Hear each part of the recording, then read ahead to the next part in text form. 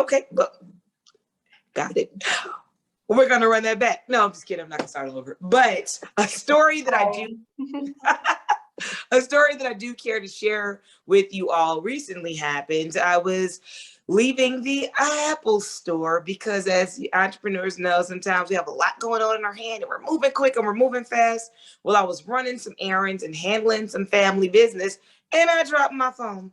Whole screen cracked. It was just a mess. But I got in and got to the Apple store, kept my composure, pulled up, went on in. On my way out, there were several teenage girls that were there. And if anybody remembers being a teenage girl, I know I do. And I was loud and rambunctious. I'm still rambunctious. I know, and I'm still a little loud, but it's important of how to present yourself. So these high school girls, they were talking about, ooh, this, new, that. They're looking at all the different stores because this is the Apple store in Chicago on Michigan Avenue. And one girl was like, when I get older, I'm gonna have my stuff together. I'm gonna dress like that lady. I'm gonna be just like that lady right there. And then she's like, she is so pretty. And that was like it was a really cool thing because first they're looking at my presentation when I'm coming out, my posture as I'm walking. And then I hop into my little car and they're like, oh, that's your car. I'm like, yes, it is. But study hard, work hard, and believe in your dreams and achieve them. It became just all of a sudden an impromptu motivational speech right near the Jean-Baptiste Point du Sable statue right there on Michigan Avenue.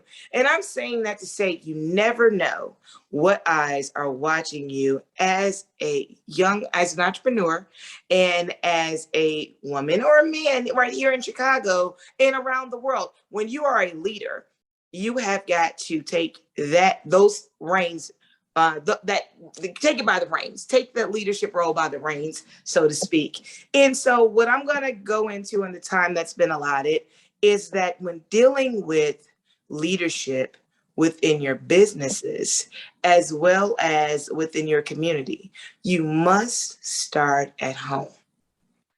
Leadership starts at home. Your leadership style is very important. It's very key to go ahead and sometimes take a note on yourself on what are some of the things. And I want to give everybody just a quick 30 seconds. Write down 5 traits that make you amazing as a leader. Just 5 quick ones that makes you an amazing leader. What are some traits? And feel free to throw some of them in the chat as you're thinking of. You can throw them in the chat. But leadership starts at home. So we've got a couple of people that have things in the chat. What are some of these? Let's see. Can you, I don't know, how are they coming through? No, that's coming to don't text message me, put it in the chat of the actual group. So I know some qualities are being a good listener, right? Being able to galvanize a team as a leader, being able to make some decisions. Put some of your chat groups, ability to learn and grow. Thank you, Samuel Banks. Yes, the ability to learn and grow. That is important as a leader. Being a giver, being coachable, great, honest, compassionate. Love these. Love these. These are great. Thank you, Ms. Cooper. See things from the mountaintop perspective. Awesome. And a couple more. Give us a few more. Feel free. Just put them on in there. And everybody feel free to take what someone else is and throw it on your list. Being a leader. What is important to being a leader with starting that at home? If at home you have children or you're a caregiver, being a good listener, awesome. Now here in my home, I consider myself the CEO of the house, right? I'm the chief executive officer of what happens from top to bottom in my household. This has a direct correlation between my leadership style in the home and outside the home. So when it comes to being a leader, you have to be able to lead by example. You have to be able to set up protocols and have quantifiable measures of success and goals. Now, many of you have your own company and your own business, and oftentimes you're that party of one. But as you're planning to grow your business, you must consider the things that you're already navigating at home. What does a day look like in your home from the minute that you wake up to the minute that you retire for the evening? What is that routine and that regimen? These are things that we must galvanize a good understanding of as we are moving in our world as entrepreneurs. We have to have schedules together. You can have a flex schedule for the week and then itemize it for the day. And then you can have different things that correlate with different departments or divisions. So the department or division might be your son, the athlete, your son, the academician, or your daughter, the athlete who also has other activities that they're doing after school. So you want to make sure, yes, now, very good eating habits. You want to get the schedules together. And that absolutely starts with your meal planning. What is the plan for your meals for at home? So what does breakfast look like? What do snacks look like? Lunch, supper, dinner, and various things along those lines. You have to have that set up because your nutrition is going to be the foundational basis by which your company, so to speak, your household company is fully functioning, working, and rolling.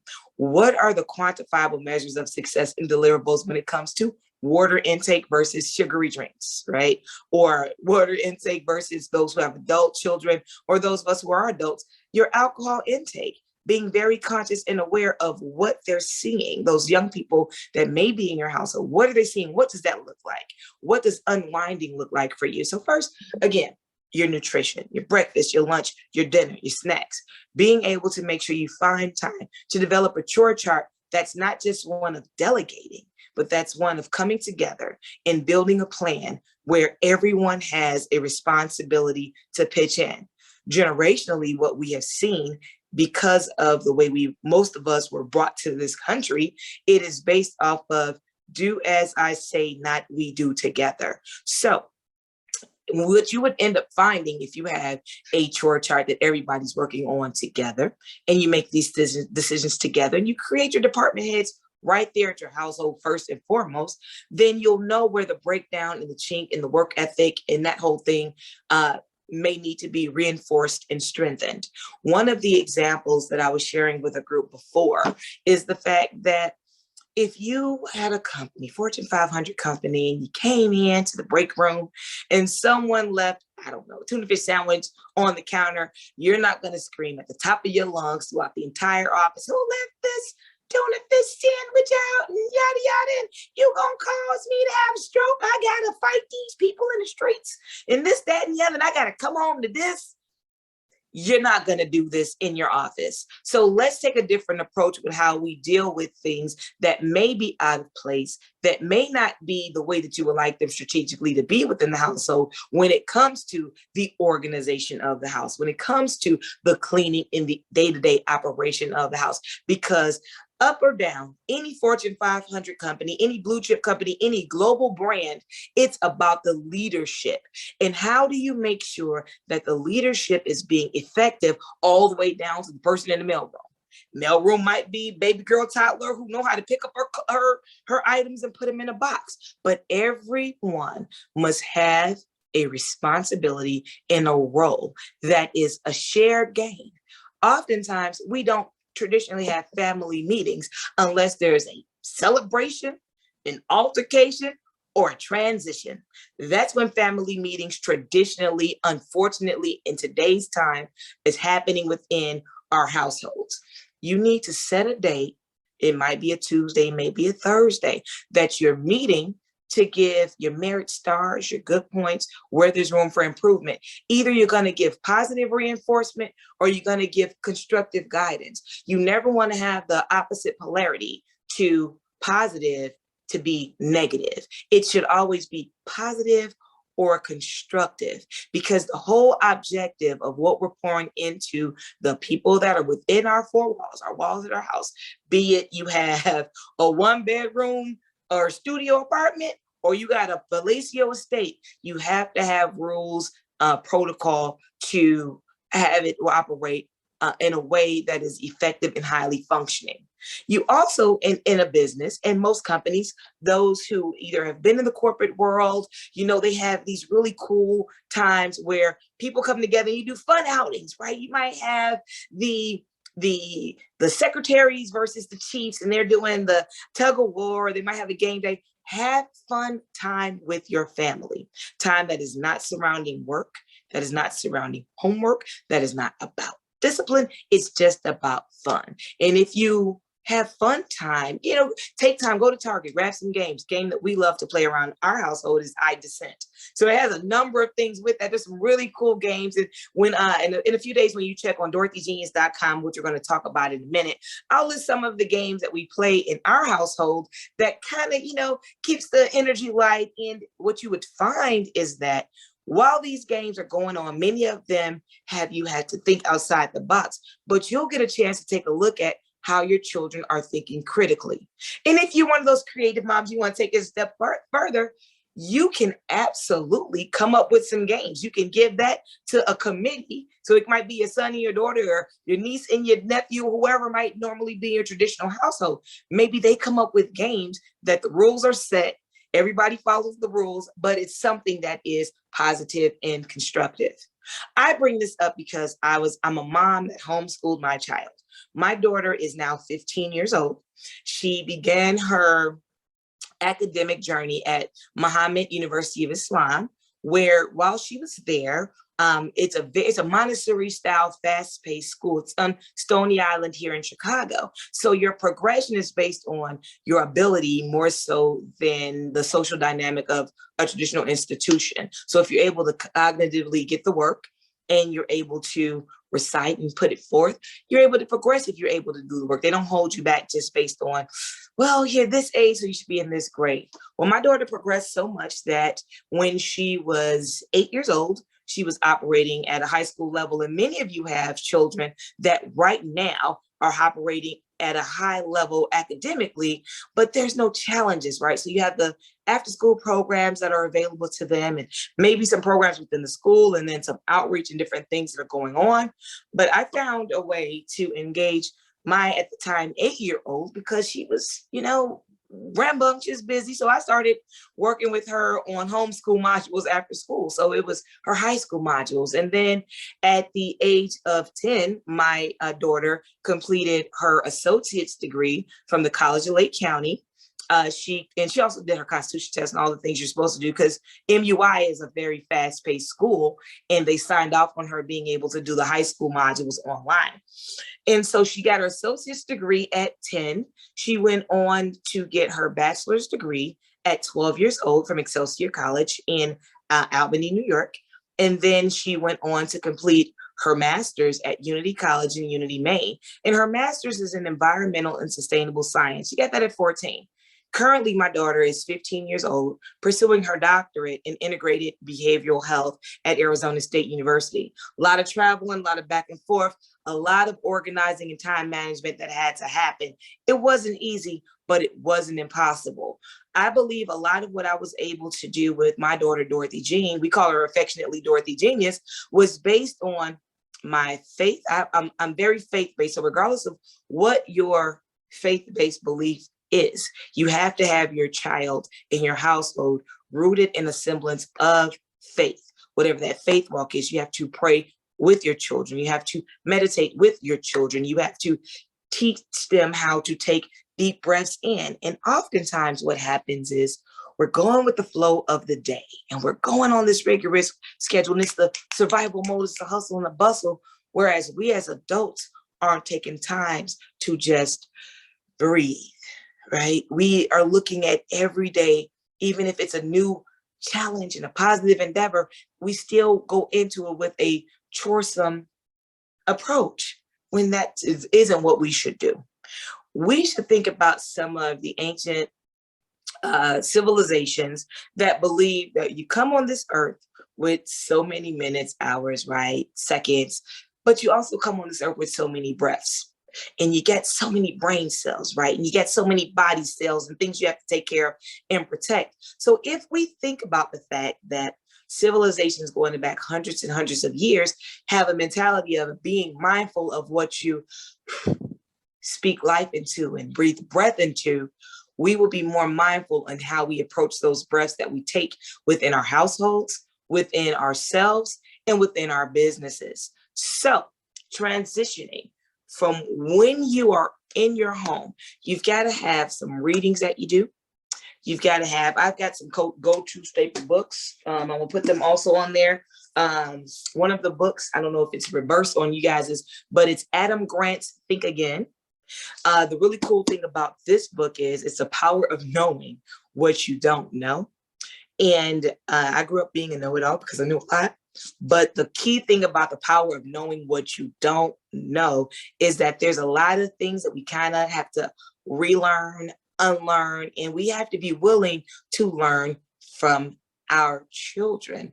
And in some instances, we have to put our ego to the side and be willing to learn from our spouses and or significant other, because oftentimes we approach that relationship in the what you bring as an expertise, what you know, and don't take a step back, take a listen to what the spouse or the significant other brings to the table conversationally in order to steer this forward. So you have to look at who it may be. So if you're co-parenting in the same household, I'm talking in the household, you have to have rules and dynamics as co-chief executives of what's going to go forward and how these departments and divisions are going to run. And everybody's like, I came on here to hear about Wealth Wednesdays and, just things going on and on about your kids and this, that, and the other, but it all starts at home. You can't focus on your business. You can't focus on successfully growing your business if you are worried if Janie is doing homework.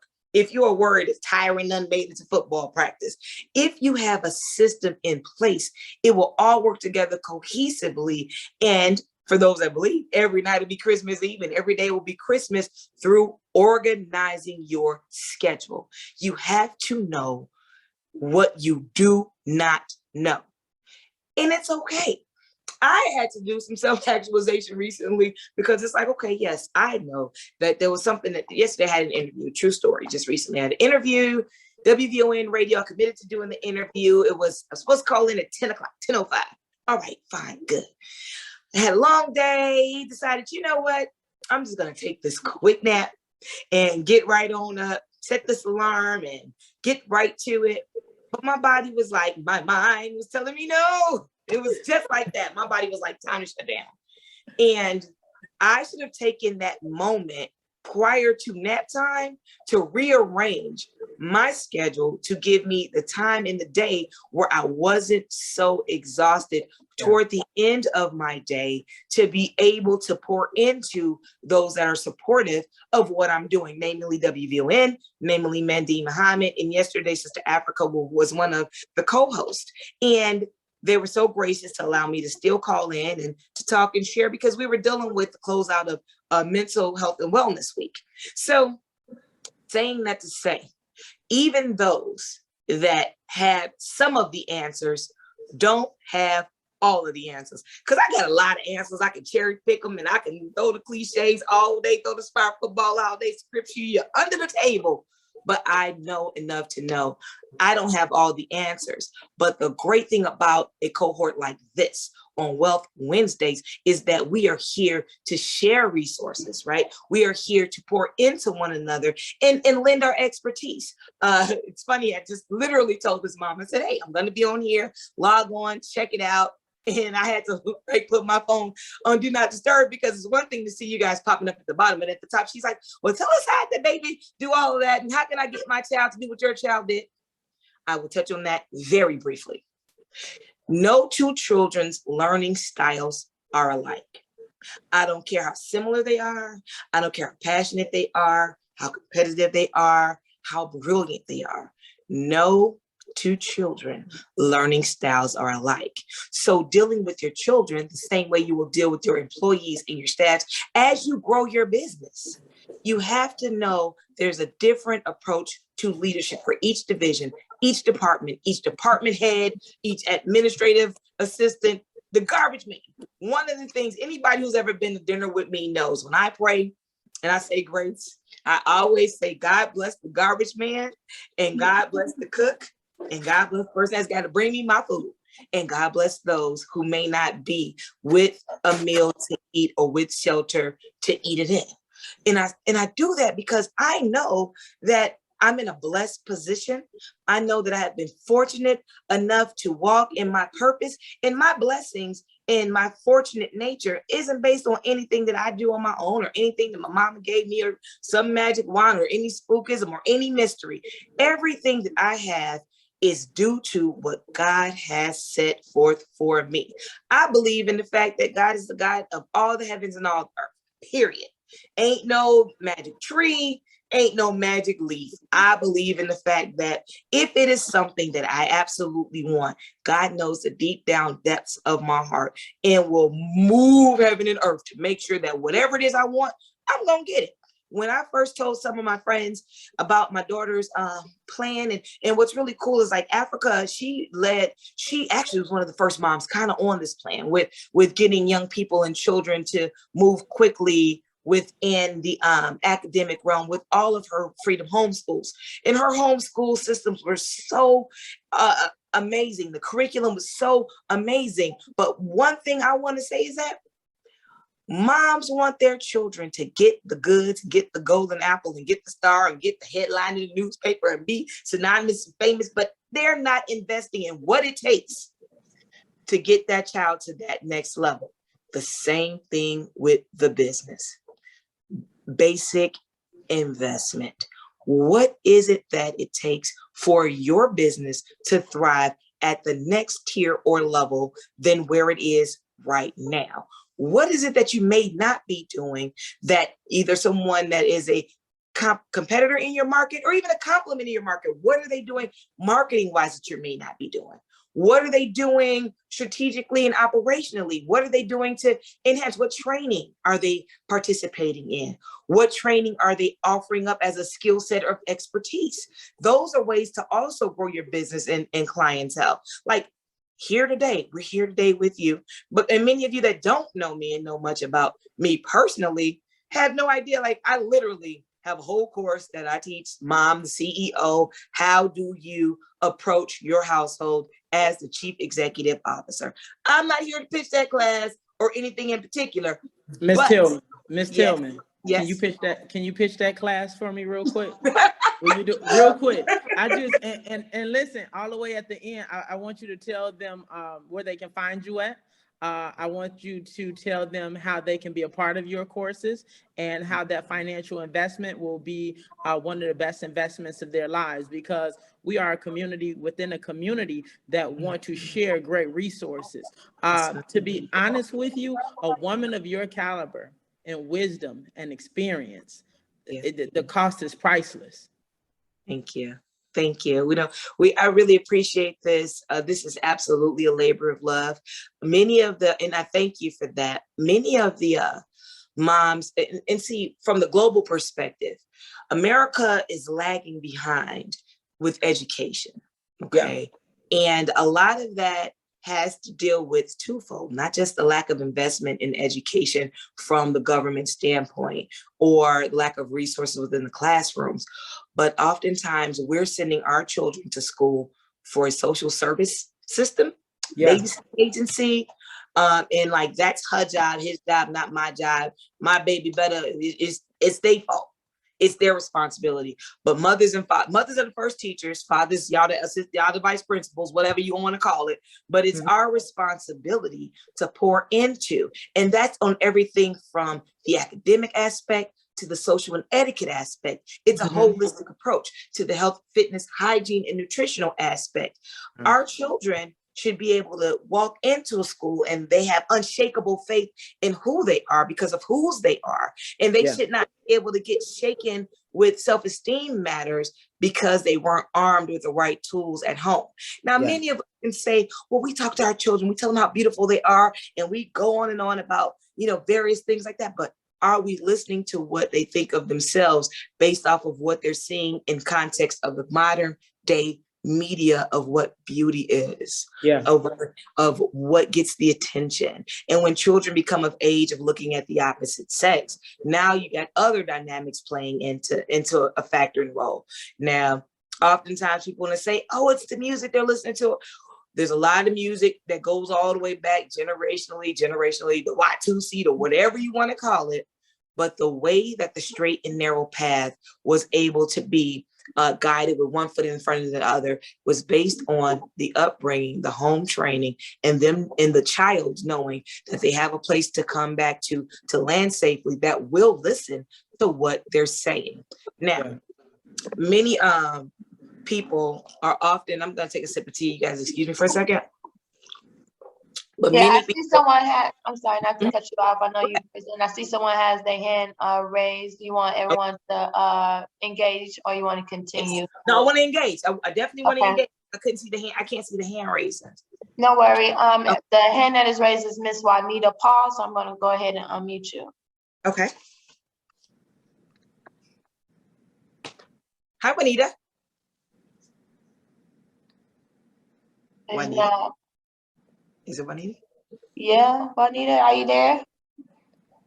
I give her a few minutes to jump on. One thing that I want to speak on, Ms. Tillman, Yes. and like you said earlier today, what does all this have to do with real estate, right? And Yeah. what people don't understand is it starts with self-esteem. I know it's not a word. I know it is not a word, but follow me. It really starts with self-esteem, because in all actuality, real estate or own a property is just a tool for financial wealth. But you need some characteristics and some principles. You need to be rooted in some ways, because if you're not, the property will be here today and it'll be gone tomorrow. So you have to start looking at yourself, just like you were saying, you have to look at yourself like you're a company. What's your customer service department look like? Yeah. Are you super disrespectful to people? Are you quick to curse somebody out? Yeah. What does your finance department look like? Can you leverage a, hold on, we may need to put something on mute. Yeah, I was able to, I'm sorry, I was able to unmute Miss Juanita. Hello. Hello. Miss Hey, Juanita. Hello. We're here. Can you hear Hello. us? I'm just figuring this whole Zoom thing out. So it was like a praise hand Look, we patient with you. at the comment that you made earlier. Okay. Oh, got it. Okay, Oh, okay. Yeah. Okay, Yeah, that's thank what it you. was. I'm sorry. But Mr. Davis, I want to touch on that. The self-esteem is important. And let me tell you why. That's important because, first of all, owning property, owning land, be it commercial, residential, agriculturally, is important. That is definitely a foundational way in order to be able to enhance. One thing about going into it, when you're dealing with, let's say, real estate on the agricultural side, two things you'll never go hungry, you'll never go broke, because you can always plant some food, you always sell some food. So I'm always telling, my suggestion when it comes to real estate and investment, and again, my daughter is the world's youngest environmental scientist, and sustainable scientist. And with that, I had to learn a lot on the fly with her as she was pursuing her master's degree with that. And one of the most under sought out ways to initially get yourself in the real estate game is land acreage, not just vacant lot, not just and it's cool to have, and having community gardens are great. Let's go there. But there are so many places right in downstate Illinois. There are places right in Michigan, places in Indiana, places in North Dakota, places in Iowa. You need to figure out the dynamic of what you can afford monthly. One of the ways you can take a look at that is, boom, what are you spending on drinks, entertainment, travel, other things? Not necessarily things that are part of your self-care, right? Not necessarily, because eyebrows gotta stay done, and hair's gotta stay curled. So I might have a ponytail tomorrow. You just never know. Yeah, you on here looking like Beyonce. You on here really acting up today. Glowing. She glowing over there. Okay, listen. And the great thing about getting land, get you 1 acre. 1 acre might run you $7,500 if you got the right hookup. And when I'm saying hookup, meaning friends in your circle group that will put you on to where is the best place to get some land acreage. Yeah. Because that's how you can begin to build your portfolio. And then you can be what one might call a rent farmer. You got that 1 acre, you might have somebody who is actually into agribusiness. A lot of these states are moving forward with hemp. So yeah, you'll rent a farmer. You say, okay, well, I got this acre, you can have a quarter of it, and now it's making money, and you don't really have to, it's not the same type of dealings with if you have an apartment building, right? Or the same if you have a commercial building, but you're beginning to build your portfolio. You absolutely want to look into that.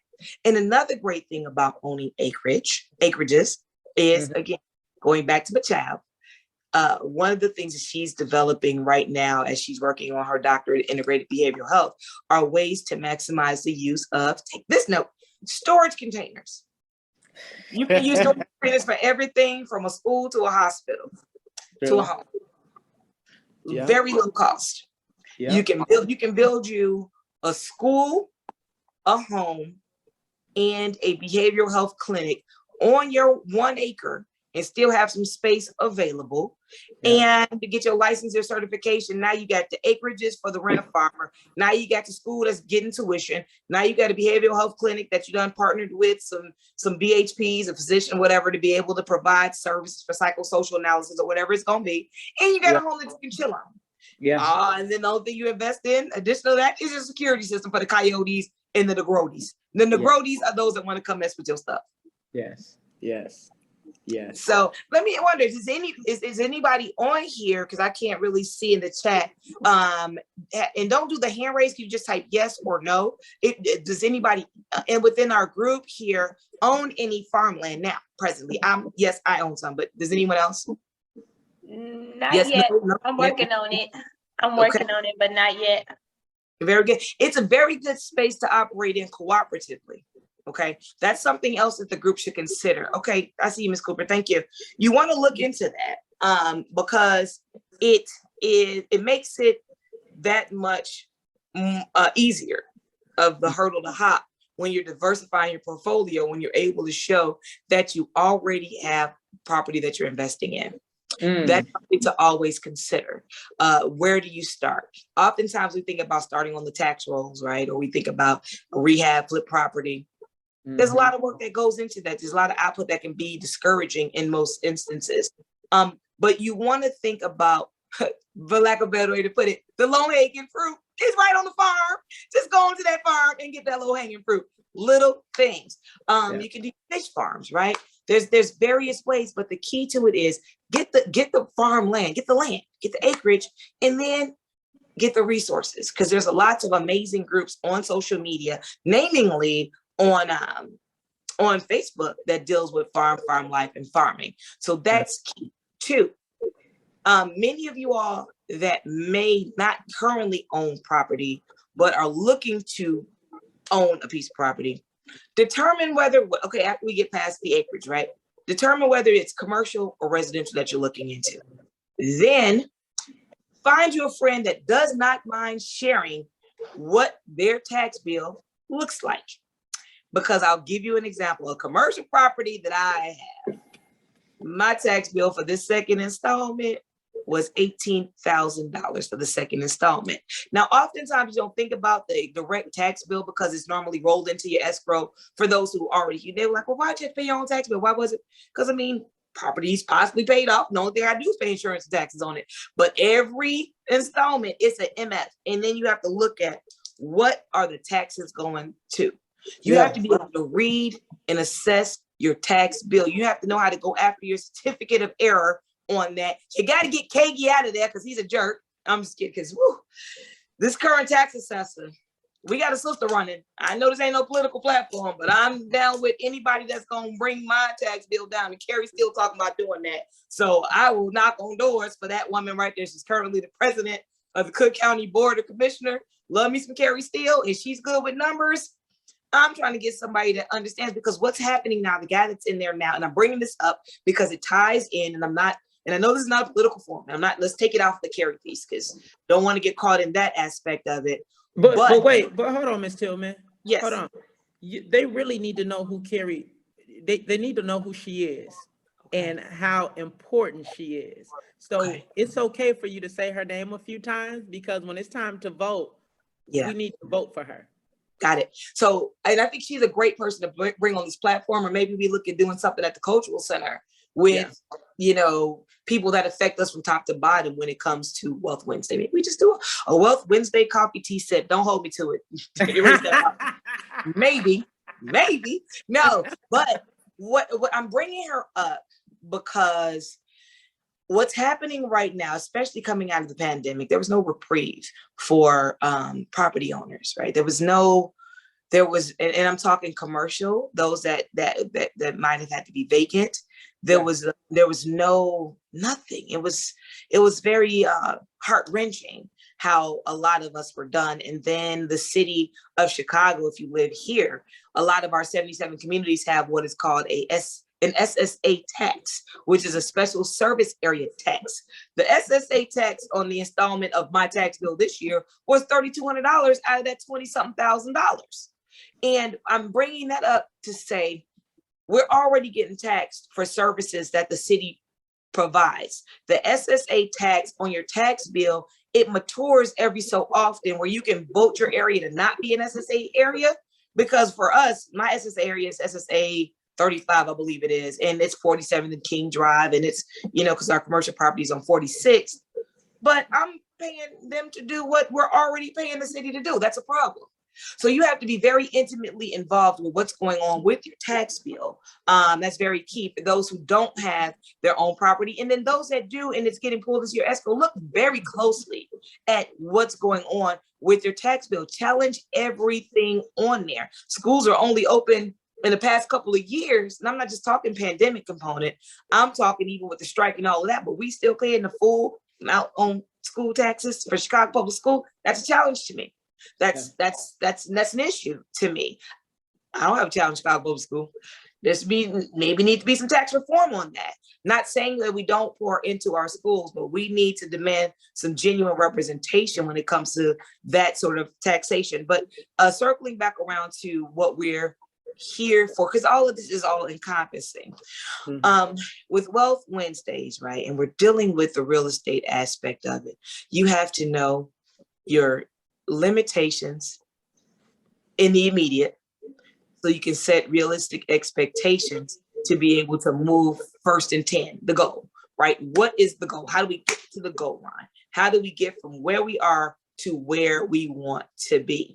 So if the limitation might be liquid capital, if the limitation may be established credit, if the limitation may be good credit, right? Maybe you don't have the best credit. If the limitation is the knowledge of where to start first, know what you do know what you don't know, and seek out reliable, viable, free sources first. And I say that because sometimes the alley mechanic of knowledge wants to just keep you coming back to fix the struts and the rotors and the catalytic converter and that whole thing. So you want to know what these things are when it comes to your decision to own property. But that again, dealing with your household, and knowing that you want to produce productive citizens into the world that you can possibly leave things to. Don't wait until they're much older to start teaching them about it's not about what money the family does or doesn't have. It's about how does it maintain in the family. You don't want your children to become 30 and that's the very first time you're looking at a tax bill. Wow. That's a realistic thing. We are probably one generation, the next generation, not even my generation, my daughter's generation will probably be the first ones to really understand and know that type of possible freedom, if you will. But we've got to start younger with sharing this information. And we've got to have these Wealth Wednesdays where we dragging, sorry, just put it that way, kids that are close to us and are within our family. We got to teach them those things and those skills. What are the skills that it takes to own, operate, manage, maintain a piece of property? And how does that piece of property make money for the family? And how does that money that's being made get reinvested back into the family as well as into the community? Can I put a bookmark there, Ms. Tillman? Yes, we you were can. just having a meeting earlier today, and one of the saddest things that I come across regularly is grandma and granddaddy been working at a steel mill for 30 years to pay this mortgage off. And they finally own it. And then they pass away and the children get it, but they're fighting over it because they don't even know the tool or the power of how to leverage the land, or they don't know how to get a loan against it to do the rehab, even to preserve that property and keep it in a family, because it's so much And what happens is they lose it because they didn't pay taxes on it. Yeah. Something as small and simple. Grandma and great granddaddy could have just did a reverse mortgage, kept And the live money, their best years and toward live the their best years. Yeah. And the problem that we're having, like you said, it goes right back to information. Now we have to share this information on what we may think is so basic, but like even when I talk to our lenders, our situation as a people is so distraught. Like you can't, this is each of our situation, like everyone on this call, and they come back we all come back every week, 30, 40, 50 of us. We all come back every week. If you was to put our stories next to each other, they would be, we all like, what, you done been through that? What, you done did that? So nothing about, just for us to get to this point is huge. You have people that never even thought about buying a house before. And then when we get to a place where we're ready to go make that purchase, our situation is not like a cookie cutter situation. It's like, okay, what's your credit score? What's your this? What's your that? We have to understand our people enough to educate. And this is why this platform is so important. And this is why we thank you so much for coming aboard and giving us this information, because a lot of this information that you've learned, it took trials and tribulations. A lifetime. So you paid a great price for the information that you're sharing with us, and we applaud you 100% for that. But yeah, we really have an interesting story, and I just want you to know you're very valued because you're encouraging us to go further, and that you share it's amazing. You know, and thank you for that. Some of the non-traditional places that you may find some guidance as we're navigating ownership, right? One of my books, another book, and I'm going to put it on it'll be on Dorothy G's. Go ahead. It's going to be a tab called the Mom Tab. But this is Charles Stanley. The name of the book is Success God's Way.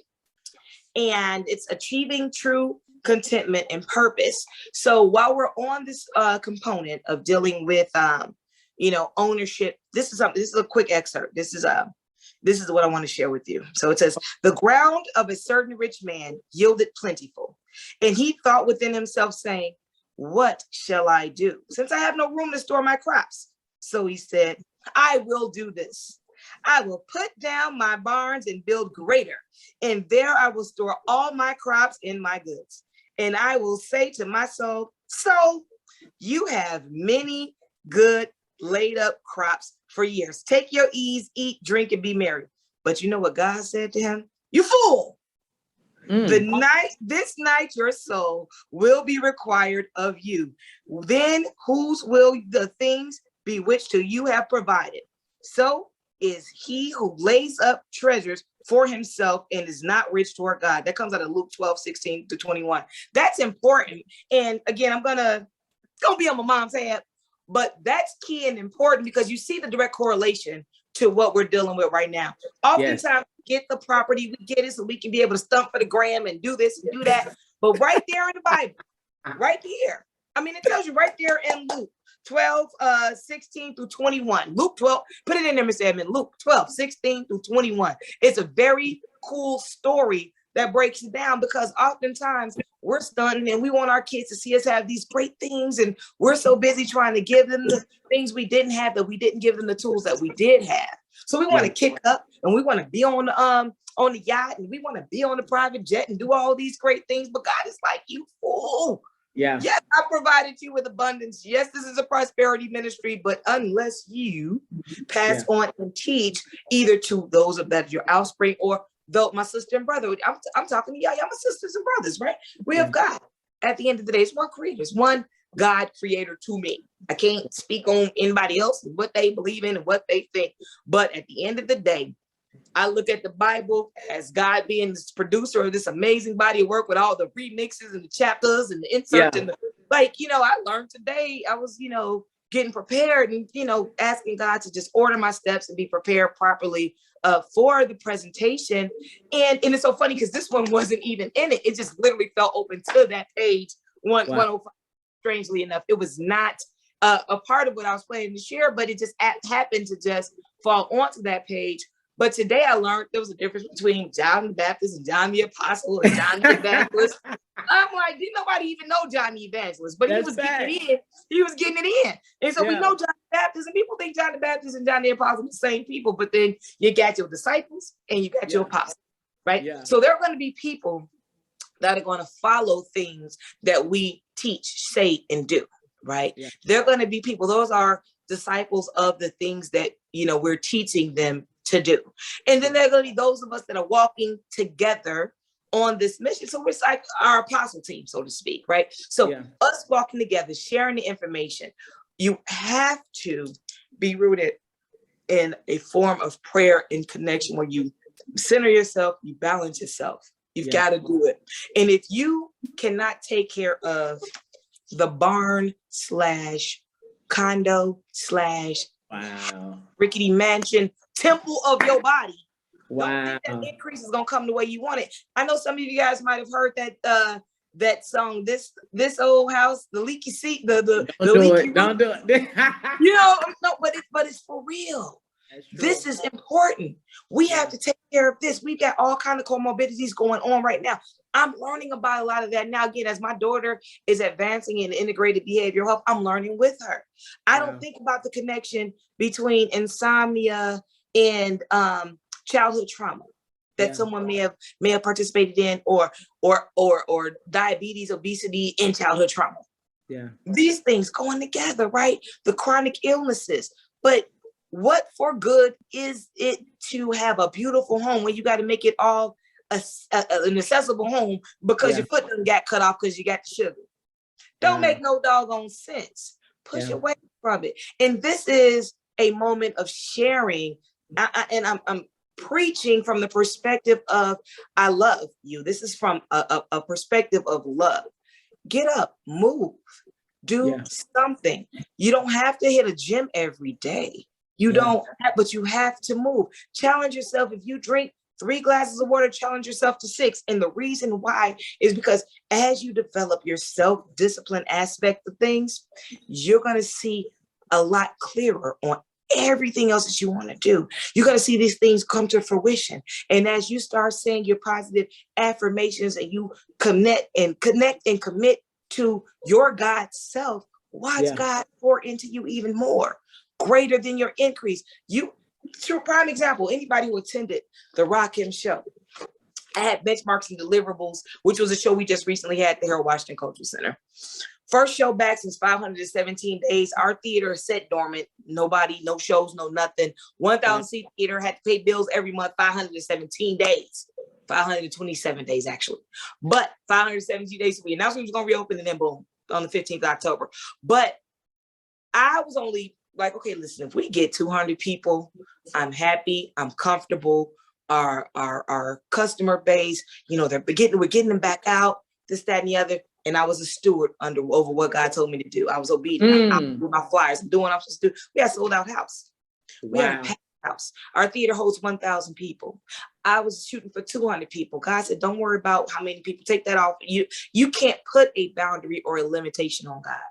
And you have to understand the metaphysics of God, because it ain't just here. It ain't just this. It ain't just this. It's all of that. Yesterday was a waxing moon. Today's a full moon. Today's a day to be full. I'm glad I'm with you guys. It's a full moon on Wednesday. Let me tell you something.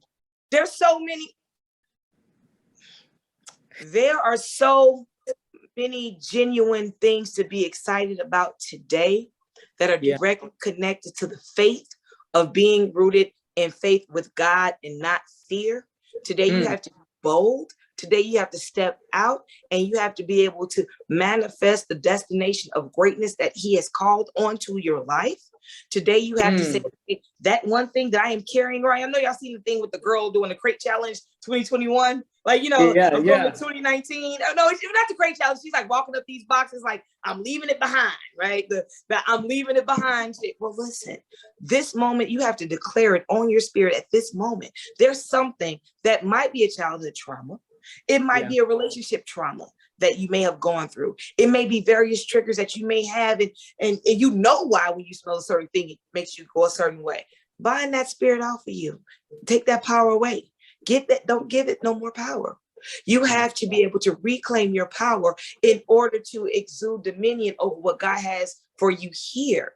This is our playground. We ain't supposed to be stressed, guys. Like I did everything I could. I gave you you put something in the dirt, something gonna come out you can eat. Like, okay, I gave you legs, you can walk. You know what, Miss? One thing I love that you said was, out of all the wealth that you're trying to obtain, you're doing what you need to do, where looking for the real estate, looking for the land, saving your money, getting a job. Yeah. But you still have to take care of self. So you still got to take care of your mental. It's interesting how all this ties in to real estate. Like I said, we are not in the business of trying to sell anybody a house. We're in the business of building people mentally, emotionally, physically, education. So you will be able to maintain. What I want to do is I want to say thank you. It's 7 o'clock and I want to be very respectful. Oh, it's already 7? It's 7 o'clock. You did that. I want to close with something, and then I really want you guys to ask some questions. But there is, in closing. Okay. Do not be fearful, be fruitful. Okay. Do not be complacent, be consistent. Do not be overwhelmed, be overjoyed. Don't say, why me, Lord? Say, why not me? Why not me? And say, thank you. You have to say thank you. And one scripture I want to leave you with comes out of 2 Timothy 1:7, which is, God has not given us the spirit of fear, but of power and love and of sound mind. Mental health as well. That's where your power lies. You have to be able to be a mental alchemist, if you will. You have to be able to mine those diamonds and those gifts and harvest them and share them. Y'all see the commercial that Beyonce and Jay-Z has right now with the Tiffany diamond. What you got brighter than that diamond. What you got is more fervent, because you have everlasting, but you have a gift. You have an inheritance right here on earth, that somebody died and rose again so that we can be on this phone today doing what we're doing. And that's what I believe. And I believe in all of you. And I believe that we're going to all be able to hit those goals and beyond. Just don't put a boundary limitation on God, because once you do that, that's a spirit of fear. Go, run. Any questions? Doors of church are open. Listen, you got us on an all-time high. I want you to do this before we close out. We have some new people that jumped on. I want you to tell us who you are, and also tell us where we can find you, meaning the programs that you have in place, meaning the whatever you have going on, your Instagram, your social media. Like, I need to know all that about you. Okay, it's going to be typed in the chat group. So it's going to be at Jimalita, at Jimalita. Mr. Edmond put it up there. At Jimalita is my social media. Like, follow, share. And that's also on across all platforms. I'm under my name. As it pertains to who I am, I'm Jimalita Tillman, Global Director of the Harold Washington Cultural Center, where we're committed to children, community, and culture. At the Harold Washington Cultural Center, we have a 1,000-seat theater, a full-service recording studio, a video editing lab, multiple dance studios, and a 2-story cascading atrium.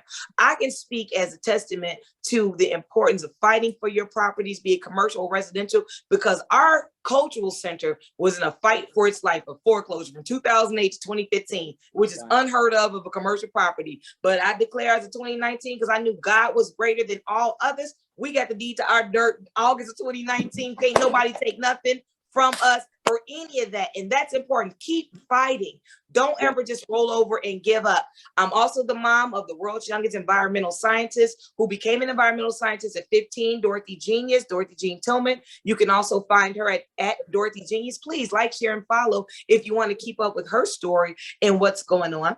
And then you can also catch me on DorothyGenius.com. It's going to be under the mom tab. It's going to be in addition to her site, to be able to share the things that we were talking about this evening. My daughter is currently 15 years old, pursuing her doctorate in integrated behavioral health. And I'm very proud of her. We pray together, we cry together, we laugh together, but most importantly, we respect one another. I'm also the daughter, the youngest daughter of civil rights icon and former Alderman, the Honorable Dorothy Tillman. Check her out every Saturday from 6 to 8 on WVON, Black, Black, Black, Black, Black. What you drinking? Coffee, tea, and conversation with Dorothy.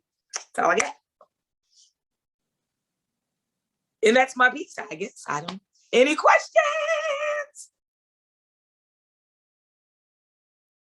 Questions.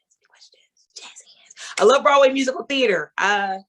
If you guys want to go check out Paradise Square, I'm always doing something with over 432 theaters in Chicago as a leader with the National Independent Venue League, as well as the League of Chicago Theaters. Those are kind of the things I didn't really get into because I wanted to stick to where we were. But if you like Broadway musical theater, we can set up some really cool outings. Right now, the Fannie Lou Hamer show's at the Goodman.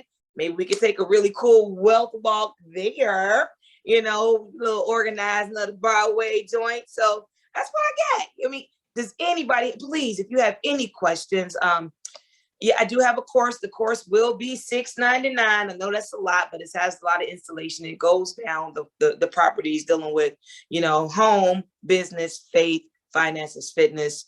And, you know, it's an exciting component. I bring in some really cool guests to join us. And then there's a couple certifications that come out of it as well. So, and that'll also be on the Mom tab soon to come for you guys. But no questions? I don't know. I mean, I'm going to go into the chat group because I can't tell if there's any questions. Am I missing the questions?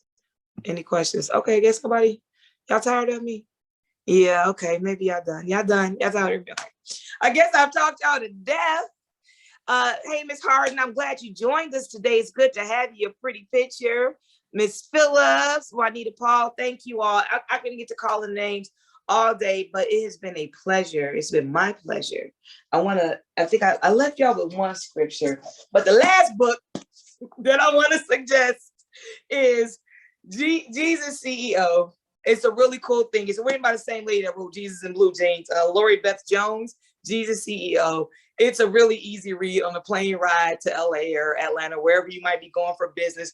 But he breaks it down something as simple as, okay, well, how did he move along? He forgave them. With the book, it'll ask you questions like, define your employee's work-related benefit. What benefit goes beyond purely financial reward? List 3 things per month. So the cool thing about Jesus CEO is each chapter is a quick read, and then it has like a workshop at the end.